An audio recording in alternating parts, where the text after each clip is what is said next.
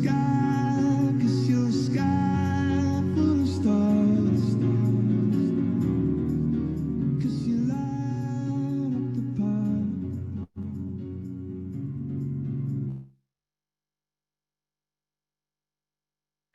Hi everyone, my name is Danielle Henniker and I'm a Senior Account Manager in the REA Developer team.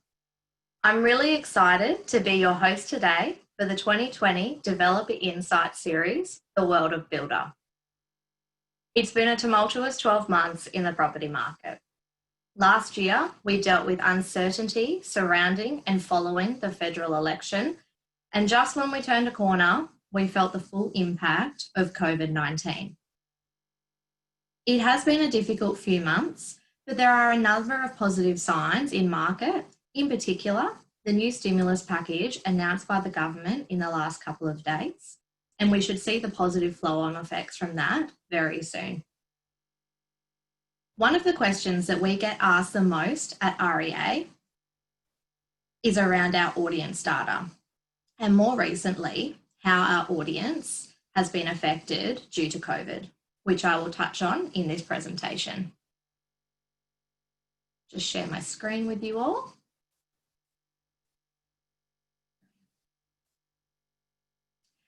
So this slide overviews a 14-week period from January to April. We recorded our strongest week during the first week of March, which coincided with the Reserve Bank lowering the cash rate to 0.5%.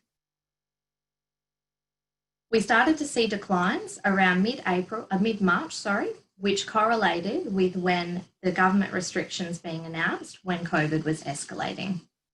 We still recorded 1.2 million visitors per day, and we started to see traffic trending back upwards the week prior to Easter. During April, we have hit a unique audience of 11.2 million, which is our highest audience ever, just showing that even though we were in a nationwide lockdown, Australia's appetite for property has never been stronger. Search activity also hit a new record last week, growing by a further 0.5% and is now up 37% year on year and 62% higher than the low that we experienced during March. With search volumes increasing and less listings coming on site due to COVID, we are seeing historic highs across all states and territories in May for views per listing.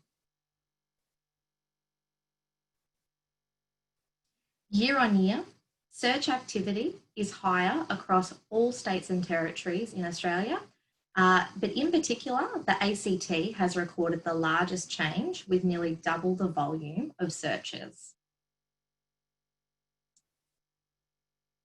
This slide overviews the breakdown of that search activity by state, and we've recorded increases across the board in both buy and rent. Additionally, we do know that buyers love content, and we have recorded a significant increase to our news section on realestate.com.au of 6.6 million visits during April 2020, which is an increase of 141% year on year. In May, visits to new property listings reached a record high of 2.77 million. And to the new home site section, we did see an increase of 41% month on month and a huge 78% year on year. And finally, this week, we have launched a new TVC campaign highlighting that we have millions more buyers than anywhere else. There have been a number of positive signs in the last couple of months, but one of the most positive things of all is seeing the innovation and resilience from all of you. You have continued to connect with your customers via FaceTime calls, video chats, private inspections, and you have provided a wealth of video content and 3D tours for your customers to engage with. And now it is my pleasure to introduce you to Stacey Lewis, our Market Research and Insights Manager, to take you through the Developer Insight series. Over to you, Stacey.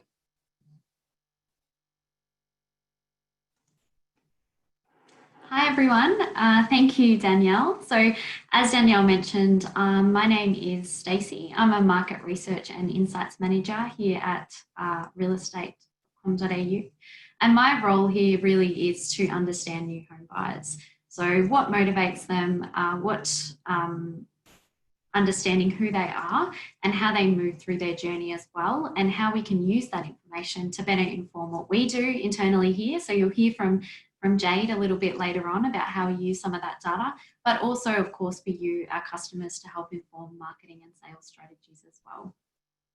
So I'm just going to share my screen now.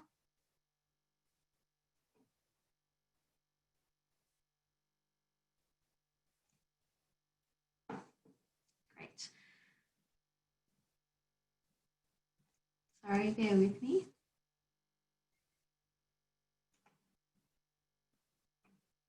So what I'm going to take you through today is an overview of new home buyers. So how they go through their journey in general, how they're doing their research, we're focusing in on that today, and then how they choose a builder as well, which hopefully will start to paint a picture for you around the types of communications that we need to think about for our buyers as they move through the journey and what's relevant at each stage. So most of the data in this pack is from the 2020 Developer Insights series. So this is a survey of over 1,000 people considering purchasing or who have purchased a new home. And we've also included some of the data or analysis that we've done using our on-site behaviours. So this was an analysis that we conducted last year as a part of our lead nurturing events of over 51,000 leads. And this is very relevant to continue to flesh out and understand what we're hearing from buyers as well through the survey data. So the first set of data points, as I mentioned, I wanted to take you through today was the process that consumers go through to purchase a new home. And really, I guess the key takeout from this piece of analysis that we did is that it is a long and complicated journey that involves a lot of research, a lot of compromise, and a lot of decision making. First, I wanted to introduce you to our property journey overall, which does look a little bit different this year compared to if you are familiar with the research. We've done this research over the past kind of 5 years. We have changed the methodology slightly. But before I wanted to get into that, I wanted to show you a like comparison, focusing in on the core property buyer stage, which is what we focused on historically. So what you can see here is that core property buyer stage is looking at buyers when they first decide to buy a new house or that house and land, and then right through to that decision point when they decide to make that purchase. So that overall journey is around 7 months now, and we've seen that extend out by about 30% compared to last year. So it is worth noting at this stage that this doesn't take into account COVID. So we conducted this research in December and January earlier in the year. However, I actually don't expect that this journey would have extended out too long, because after we did the research, that's when we kind of saw the market kicking back up again. And then we did have a bit of a dip with COVID, but as you've seen with the some of the inquiry data that's coming through, we did see that pick back up. And then of course there's a stimulus package that's been announced this week. So we would expect that that would be having an impact there as well. So this is a look at the overall journey that we have measured this year. And the reason that we decided to stretch out or broaden our definition of the journey that we were measuring is because we've really consistently heard from our customers when in the journey do buyers become a new home buyer rather than an established home buyer. So we adjusted the way we are measuring it right from the point in time that they first start thinking about a property. rather than focusing in on that core stage. So you can see there, we've got 5 stages of the journey, and those supplementary stages that we've added before the core stage actually accounts for around 10 months of time. So going into detail of those 5 stages, we can see the investigate and explore stage first. So that takes around 5 months. And this is really the point in time when they're considering whether property is right for them, like the purchase itself, whether they want to go down that road and exploring their options. The second stage there is define and prioritise. So they've made the decision they want to go down the property route, and they're just trying to get a clearer understanding and starting to do a little bit more research, but it's that very early stage research that they're doing. The third stage there is the detailed property search stage. So this is when they are starting to get that refined criteria down in terms of what they want. They've done a lot of compromising by this stage, and they're searching for properties, builders, developments and estates that will fit into that criteria. Then we have the evaluate and choose, where they're making the decision based on the information they have. They've likely got a pretty tight shortlist by this period. And then the other supplementary stage that we've included in there is the finalisation and buy. So they've made their decision primarily, and they're just going through the process to kind of signing the contract. So overall, this whole journey takes around 20 months, but we do, again, want to note that that first 10 months up front is including that pre-stage where they're still deciding whether property is right for them, and that define and prioritise, which is a little bit softer in terms of the type of search and the decision process that they are at.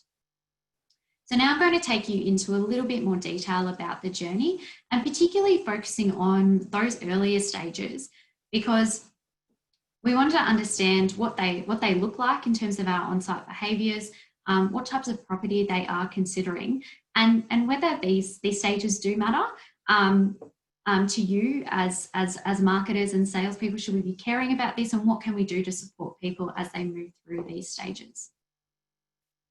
Oh, there's our old methodology right there. So what you can see from this slide, I think it really highlights that those early stages are quite valuable. This slide tells us the proportion of leads that we would get from projects that are coming from project profiles, the leads that are coming through to you. So in the early stages, in stage 1, you'll see 16% of leads on average that you'll be receiving from us coming through from early stage buyers. That's followed by 29%, so around 1 in 3 leads that you will be receiving are coming through from those that are in stage 2. So they've made a decision, but they're in the very early stages. And then in the final 3 stages grouped together, so when they're doing that detailed search and research and that point where they're ready to buy, we see 55% of leads coming through. So what this really highlights is that nearly half of leads that you're getting are coming through from these supplementary stages, those early stages. And I think it highlights that there's a real opportunity there. Like if you can get these people coming through, you're getting a contact point from them, and you can feed them through your sales funnel, capturing them early. There's a greater opportunity to convert them as they come through ready to make a decision about property. And what we can see from our on-site behaviours is that it really supports what we know about the different stages of the journey. So we can see here, these are some of the behaviours that we were able to map across the journey stages. So you can see an early stage buyer here is less active on our site.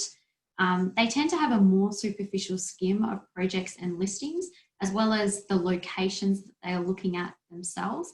And they are least likely to be contacting you or exhibiting behaviours that indicate they are more serious about buying, such as saving or revisiting properties, as well as directly emailing or calling. Although, as I noted before, we are still seeing 16% of people coming through with those inquiries at that stage.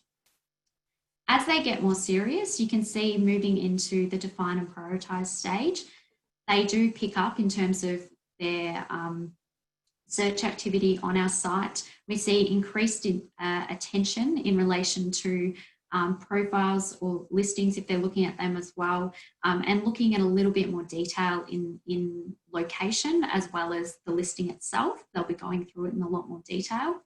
Interestingly, at this stage, this is when we see them expanding quite a bit in terms of the locations they're looking at. So what we can see from the way they search is that's probably when they're most likely to be compromising on location. So I guess if they're, for instance, considering house and land but haven't seriously considered it, this is the point in time when they're going to be shifting to that mindset and be more considerate of that. And then we can see when they move into the final stages there, that this is when their search activity obviously really ramps up. They're doing that detailed search and research. They're doing really comprehensive review of all of the listings, of the properties and the locations that they've chosen. So they've really narrowed down by that stage. And we're seeing a lot of revisiting and saving of properties. So they're really getting down on that short list and obviously making contact as well. In terms of the property refinement itself, buyers tend to start narrowing down to new properties only after the first 14 months of searching. And interestingly, half of those in the initial stages are thinking about new apartments too. So this probably maybe not that surprising because we have a high overlap in terms of the same kind of type of audiences that are looking at house and land versus new apartments. It's very investor and first home buyer heavy. So this doesn't shift too dramatically until they kind of get up to those final stages of the purchase and finalisation. We do have a small proportion. You can see if we look at the investigate and explore stage there is a small proportion that will only consider new. So 83% are considering established. That means your remaining 17% are only considering new, but the majority are considering the established market as well.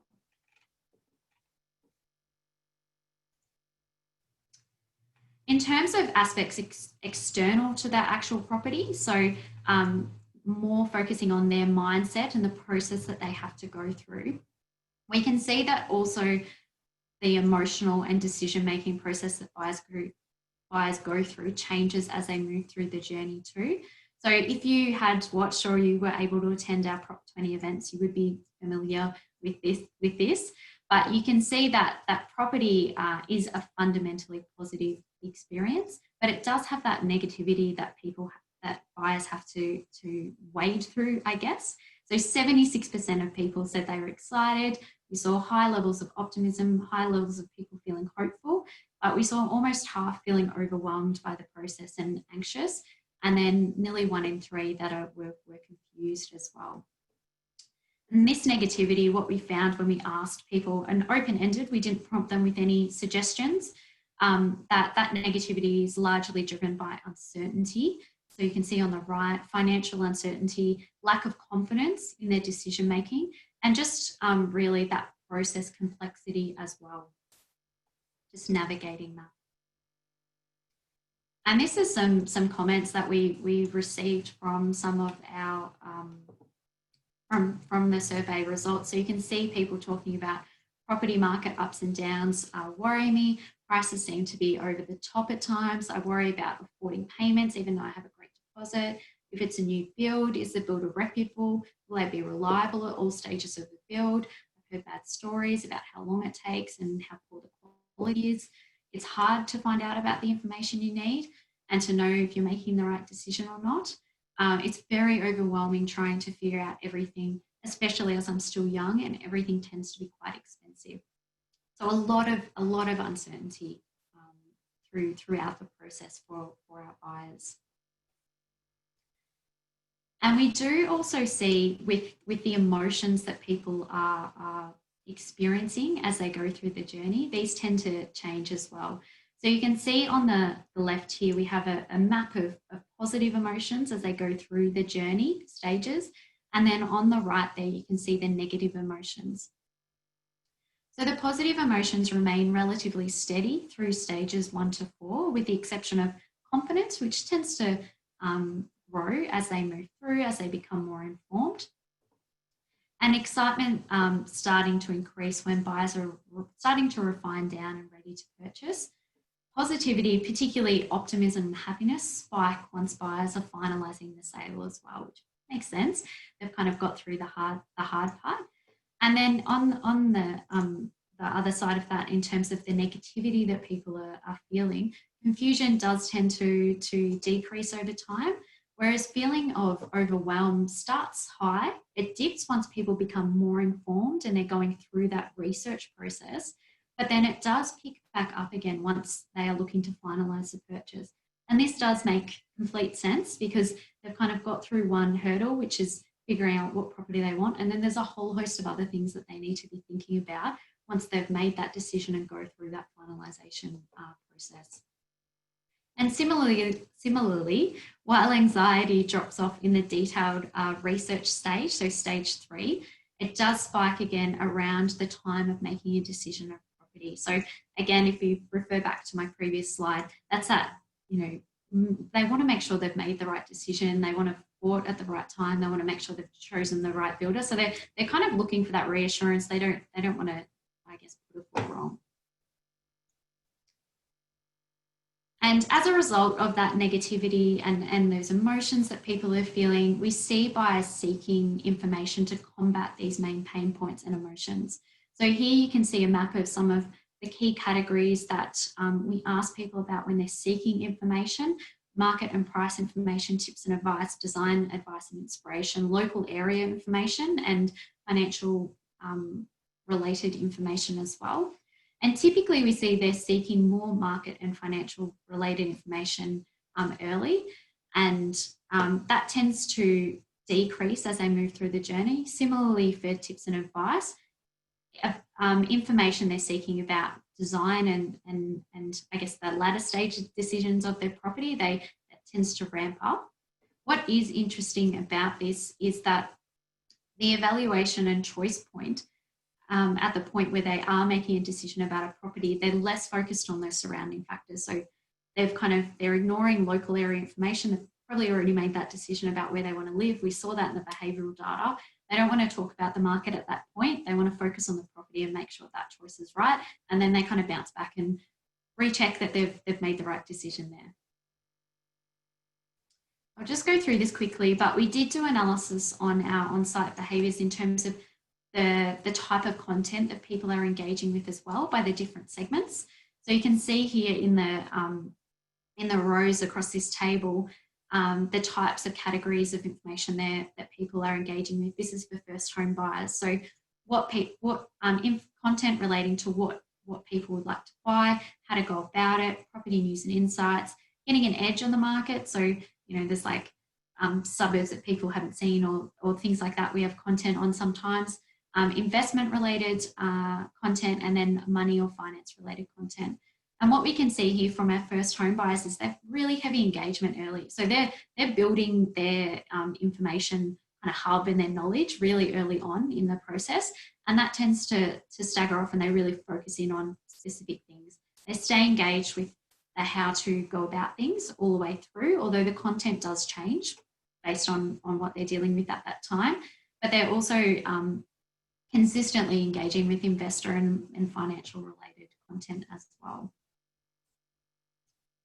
For our subsequent buyers, so those that are buying to occupy, but they have purchased before, we can see that their engagement with content actually spikes around their second stage. So after they've made a decision, we do see them floating around the edges in the early stages before they've made a decision around just understanding what's going on in the market and seeing if they can kind of get an edge as well. But otherwise, it's kind of that early search stage where they're really heavily engaging, and then in the latter stages when they're, they're narrowing down and focusing on investor and money. And then just finally, in terms of investors, we typically don't see a lot of engagement across all categories. They're interested in the market and they're interested in investor-related content. Oops. So I hope that gave you a good overview of the journey. I am later in the presentation I've prepared a summary of that. But the second of the three topics that I wanted to go through with you today was talking about how buyers choose a builder.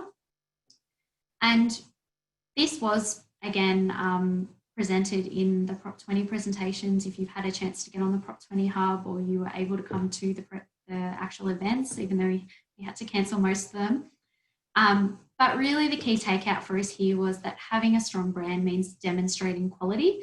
And for buyers, it means that they are able to validate that for themselves too. And I'll talk a little bit about what that means. So just to give you some context, the reason we wanted to focus on quality specifically, which kind of does frame up this section of analysis, is that back when we were doing the research, there was a lot of publicity around in the media around the apartments market and cladding and that kind of thing. And we wanted to test and see whether there was a flow-on effect in the new homes or house and land space. And what we found was that across the board, quality wasn't well understood by new home buyers, new apartment buyers. And whether or not that had a flow-on effect or not, we didn't feel like from the comments we were getting back that it was having a flow-on effect. It was just that it wasn't getting the coverage that we were seeing in the apartments market. But we definitely saw that, it's almost just under 2 in 3 that are seeing, that are concerned about the quality of new homes. And this has flowed into how people are choosing builders as well. So it's really important that we should be focusing on communicating and delivering quality well in terms of a brand. So 80% of buyers nominated a quality related factor as something that was a main thing that they were considering when choosing a builder, followed by price at 56%, product related aspects at 36%. Was surprisingly low. I thought that'd be quite a lot higher. And then service related aspects at 19%. This just is a breakdown of the main builder choice factors. And I've just highlighted there, if you can see that, the quality related factors there. So you can see that, yes, it is about reputation, but reputation is quite broad and it's almost like for like when you think about it. What it is about is the quality of previously built projects and the quality of the display home, positive word of mouth, qualifications and values also play a role, and to a lesser extent, design partners and builder size, whether that be a big national builder or a small boutique builder. There wasn't a huge amount of people nominating that as one of the main factors in their choice. And what we have seen when we look at this information historically is that quality is becoming more about buyers verifying for themselves alongside that third-party verification. So an independent source that they can trust, that they can rely on when they make that choice. So you can see here are the top ranked importance factors that are related to quality, and reputations remains number 1 for this year compared to last year. But what we've seen is that the quality of previous properties built and the quality and look and feel of display homes as a way to assess that quality themselves has actually raised up, and there's less dependence on qualifications and licenses and company values. So we can really see that the ability to tell a strong brand story means including an element of that quality story as well. And the final aspect that I wanted to go through with you today was talking about how buyers go about their research and really what those communication channels should look like from your perspective. And really the insight we found here is that building a brand story in the online space is becoming more important than ever. And this isn't just referring to the current environment with COVID. Obviously, that's become a massive thing over the past couple of months. Because we conducted this research a lot earlier than that, but we would expect in this environment that these results that I'm showing you will be even more emphasised in the current environment and potentially also trickle through and become a more normal way now that people are a bit more used to different ways of working and researching. So to start with, we know that buyers are more and more looking to research themselves before coming to speak to professionals. We saw that in the behavioural data on site that I showed you before, particularly with first home buyers, that they want to do that research up front before they go speaking to someone and before they've even really made a decision to 100% go forward with going down the property journey, which is which is quite interesting. And I've just included a stat here of like the proportion of people that are using using phones for voice calls as well. And you can see that the global average is 29%, and Australia is a little bit lower than that. So again, shifting away from wanting to have conversations as much as well. And what we are seeing from the results, this is the research sources that people use to purchase a new home or research their options. And buyers are overwhelmingly using online to research, followed by word of mouth, so friends and family, and with direct builders or developers and newspapers sitting a little bit lower in the list. Look, researching online, it's not groundbreaking stuff, but we also do see that those third-party sources are coming into the mix here. So again, what I was referring to before, we're seeing that come through here in terms of how they're doing their research as well. And this is a breakdown of what those online sources look like. So I've split them into the non-developer versus non-developer / builder channels versus the builder and the property or land developers down the bottom. So we can see that we're sitting up the top there at 66% of people are using that, followed by Domain, and then Google and other online searches equally there. So again, emphasising the value of an SEO and SEM strategy. And then builder websites and property land developer project websites are around a quarter of people are using that as well. And not discounting the social media. So 1 in 4 people are using social media to do their research. And obviously that's a lot higher among your younger audiences as well. When this becomes interesting, or what I found interesting about this is that over time, if we look at it over the past 3 years, we are seeing that buyers are becoming more reliant on realestate.com.au, but also on their own networks and less so on display homes or display centres to inform their decisions. So we can see that here on the right, the ones that I've highlighted here, I've just kind of put a little cover over the other ones so we can focus our attention, but we see friends and family increasing, financial institutions increasing as well, and then financial advisors as well. And what I found a little bit interesting about this was that when we look at the display home itself and think about in the context of the people visiting it, there is a group of, it was interesting looking at the using that as a source of research declining, but there's not as big a decline in terms of people actually visiting. There's still value obviously in the display home. And that's the analysis we've got here that you can see here. So you can see here on the lower line there, the red one, this is the people that are utilising display homes or centres for research. And then the purple line at the top is those that are visiting the display homes. So you can see that has declined slightly. But what this tells us is that there's a group of people, 42% now, that are choosing a builder without visiting a display centre. And there's also a group of people, 23%, that are choosing a builder before visiting a display centre. So you've got more and more people coming into the display home that have already made their choice. And that makes up about 40% of people that walk through the door, as opposed to 3 years ago, which was only about, I think that it was 1 in 4, if you have a look at the difference between the 73 and the 55% there.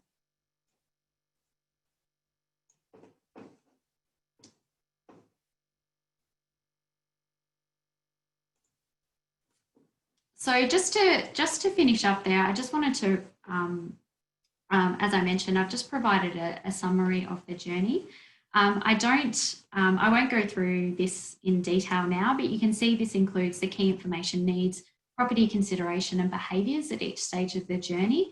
And of course, not forgetting the points we just covered, that we more and more need to just be thinking about how we deliver that brand story online. So we are getting them through the door with our display homes, because they're kind of prepared to come to you and nearly have their decision made.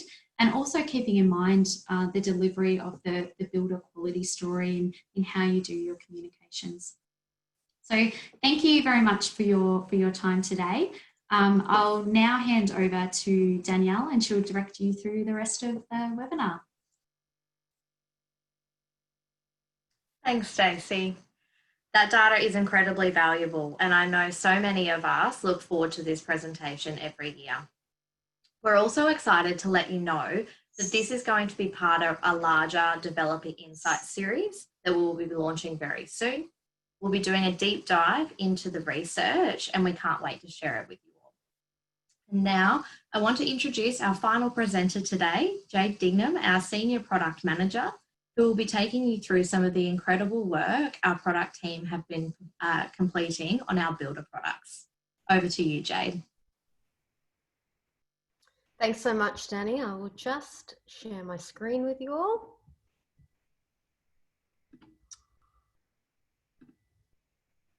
Okay. So hi everyone, for those of you that don't know me, my name's Jade and I'm the Senior Product Manager for our Builder portfolio of products here at REA. My role is to lead a team of web developers, user experience designers and business analysts. And what we do is take feedback from yourselves and your AMs, the market, we interview our consumers and also look at best practice digital experiences. And that's to make sure that we're constantly delivering value to the Builder product portfolio.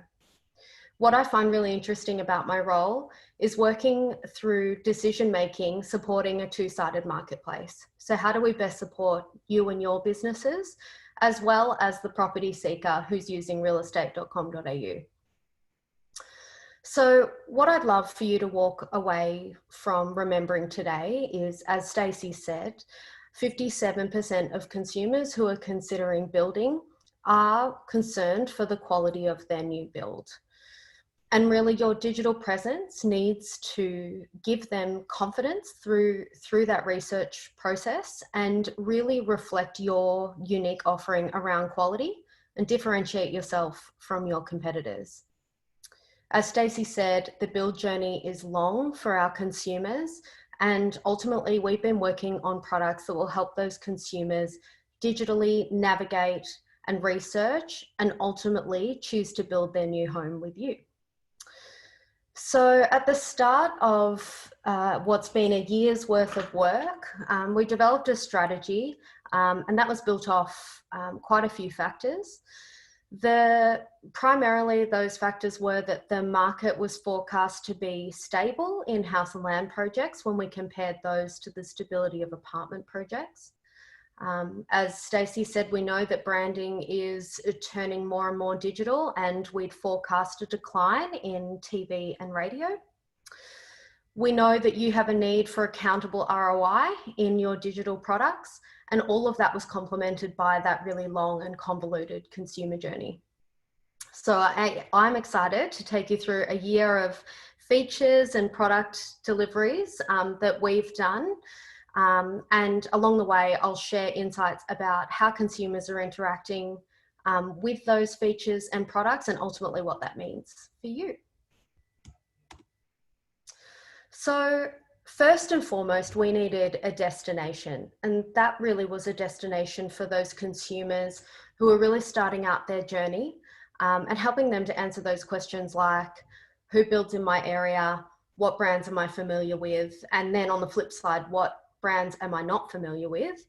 Then they can explore and compare a range of home designs and promotions. Now this site section is delivering an average of 135,000 visits monthly. So we're really getting a targeted consumer to land on this marketplace of builder profiles. So from a customer perspective, this is a branding tool and a way to differentiate yourself from your competitors. We can get consumers affiliated with your brand so that you're reaching the consideration set, and just as Stacey said, before they hit the display home. This is also a lead generation product, and that's differently from the leads that you'll get on a Builder Select subscription when you're listing your house and land package. So these leads are tailored towards home design, floor plan, price range, and obviously building in particular suburbs and regions. So once we had the destination, we needed to amplify that to be in front of the eyes of the consumers who would consider building. So 83% of consumers will consider both established property and building new at the very same time. So while consumers are exhausting established options in suburb searches, now they can see a selection of builders in the right-hand side of our buy search results page that also service that suburb. So this encourages consumers to start researching building, and it's driven a huge 720,000 visits in just 1 year of this feature being live. So from a customer perspective, this is really targeted brand exposure right down to the suburb level. And what we can see there is that there's 3 brands showcased in this space. So a huge opportunity there. What I'd like to call out as a product tip for anyone who's looking to be have exposure or showcased in this widget is really that unique content is key. You'll win here by having things like prices on your home designs, because while consumers are, potentially shocked by the prices that could be in a suburb, the house and land package or home design is appealing in this case. So we heard from you, and your appetite to try promoting your listing to a premiere was challenged by the price gap between a feature and a premiere listing. So we looked into the pricing, and I'll let you know it's still reflective of traffic per suburb. But what did result was that when we looked across our suburbs, we were able to drop the price for 82% of those suburbs. We've also added a discount for the commitment to the Premier Elect subscription on a Builder Select sub. And as you can see here, what we do track is month-on-month performance. So we look at how those listings perform against the standard each month. And what I'm really happy to report is, as of last month, our Premier listing on the Builder Select sub is outperforming the standard 9 times. So the obvious other benefits to having a premiere are that you've got bigger branding presence in the suburb and you're at the top of that rotation schedule.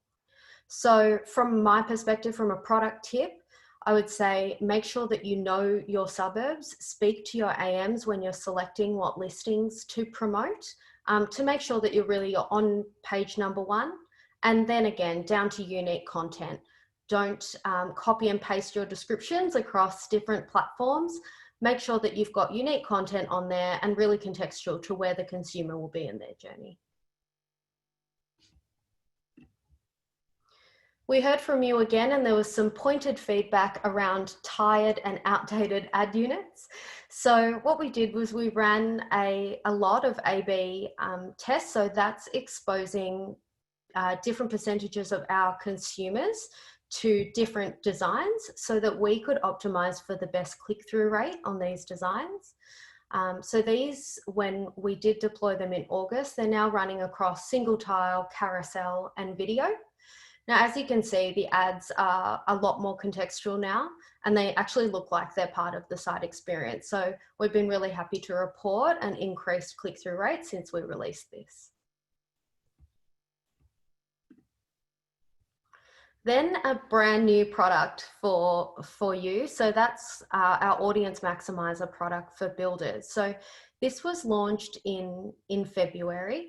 And really the value here is that we know consumers are spending a whole lot more time online, especially in isolation, to connect with family, consume their daily news, checking the weather, and watching TV. So rather than speak to them just on one site on realestate.com.au, we've given you the capability to speak to them across multiple platforms. From a customer perspective, you can select one of your house and land listings and then amplify that through our display and social network. So that's Facebook, Instagram, and our display network through a completely managed campaign that we'll optimize and look after for you. So since this is launched in Feb, we've seen that it's delivered an increase of 260% more property views per listing. And just to dive a bit deeper into why this is a strong branding product, the audience that we're retargeting will have looked at new property on realestate.com.au within the last 60 days. So they don't have to have been looking at your product or your brand within the last 60 days. It's that they've got a propensity to be searching for new. So then we're retargeting them with your brand. So they may not have had that exposure before. And that's why this is such a strong branding product. And you can also, this is also targeted by region. So my product tip to you is make sure you're working with your AM when you select that listing. We want 3 really great quality images and make sure that you've got a floor plan so that the template is completely populated. A new feature, this launched, I think, a month to the day, but we've introduced specialization categories for your builder profiles. So this is that opportunity to really differentiate yourself. And what we're trying to do is reach that consumer that's meeting the next step on their consideration set. And that's really what type of builder I'm looking to go with. So now you can categorize yourself as a knockdown rebuild specialist, dual occupancy, volume, luxury, or custom home builder. And with the latest stimulus package announcement, we're investigating ways that you can also categorize yourself as an extension or renovation specialist, while that might be in people's consideration sets off the back of the stimulus package. So my tip here is really to jump into your builder profile and make sure that you've selected the categories that best fit your product. In just the month that we've been live, we've driven an additional 9,000 visits. So we do see really high engagement with this product. And for me, what's really exciting is we're now delivering an average of just over 6 email leads per builder profile per month. And I know some of you will be smiling because you're having much better performances than that average. But as we can really drive that really targeted consumer more and more to the profiles, we're seeing that it's converting really highly.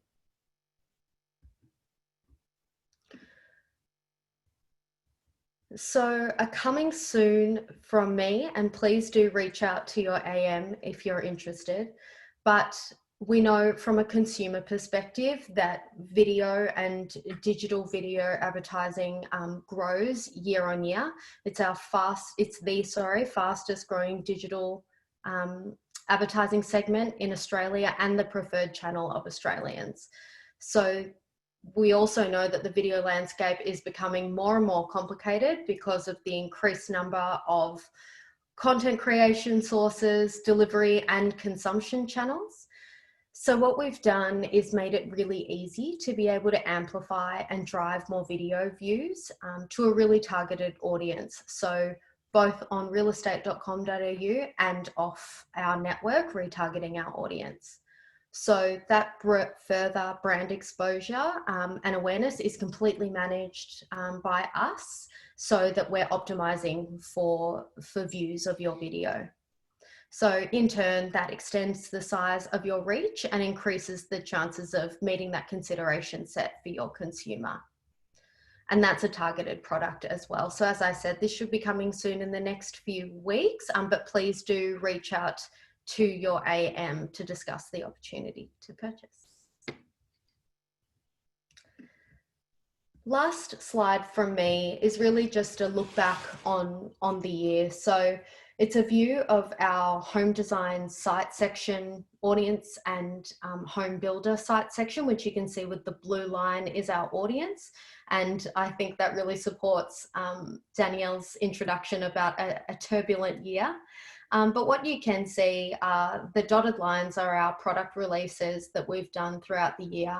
And I'm really validated by such a strong year where we can see those email leads and phone reveals in the green and orange lines have really performed quite strongly off the back of each release.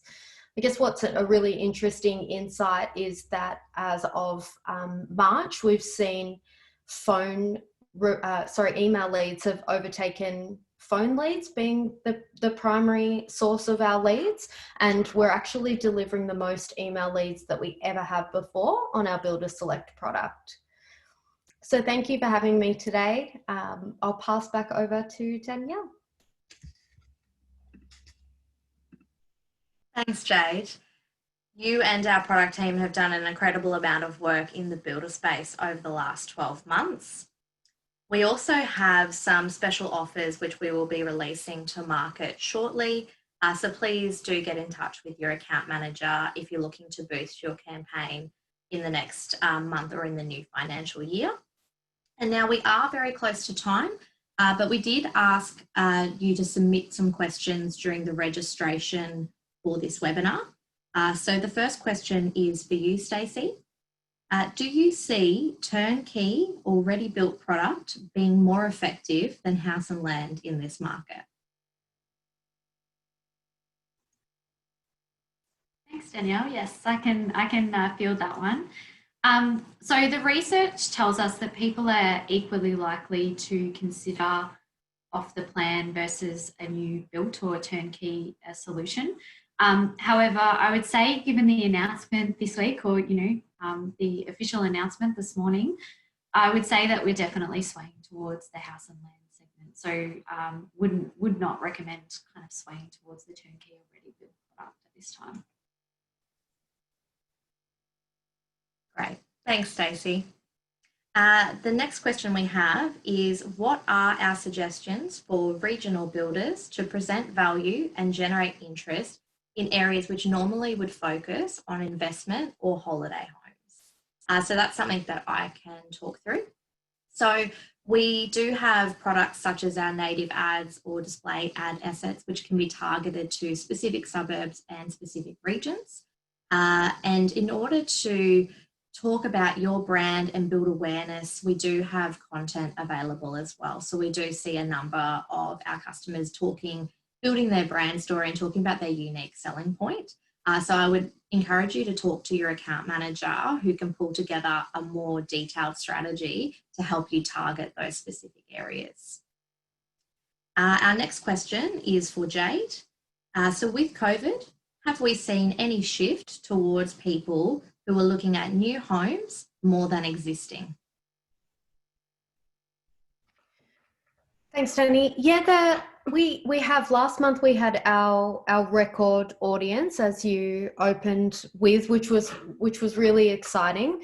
But what we were tracking was how quickly our week on week traffic was recovering in compared to that of established property while the market was returning from COVID. And what we saw that it was coming back it's quite a bit stronger than established at the same time. So that was really exciting for us. Thanks, Jade. And the last question I'll also point your way as well is, why don't we have phone numbers as a compulsory field in the inquiry form on REA? We get this question quite a lot, so thank you to whoever submitted that one. I guess the way that we think about it is each mandatory field is almost like a hurdle for the consumer to have to complete that form. And unfortunately, their expectations of what happens when you leave your phone number is the same as if you're trying to sign up to a gym. And I know that I personally have been through that experience where you feel like the phone is ringing off the hook. So I guess as well, Stacey, I think you had a stat up about phone usage, and that was it 27 or 29% for Australians using voice calls. Really, the expectation is that someone calling back is interrupting my time. So I guess it's really about meeting that expectation of the consumer, and we would anticipate that a mandatory phone field would result in less leads. And I guess we don't want to discount as well the quality of the leads that do come through without a phone number. We've been doing some in-depth analysis on the quality of our leads across the developer portfolio and builder portfolio. And we do see highly engaged leads coming through without a phone number. And really, those leads as well are an opportunity for lead nurturing to really target that message aligning with the stages of the journey that Stacey presented to us. So it'll be helpful when we get that artifact, Stacey. Thank you. Thanks, Jade. So look, we are at time. So if you do have any additional questions, please direct them to your account manager, who will reach out to Jade and Stacey to get those answered for you. And we just wanted to say a big thank you for your time today. We love presenting this data to you guys, and we look forward to doing some more webinars for you in the future. Thanks very much.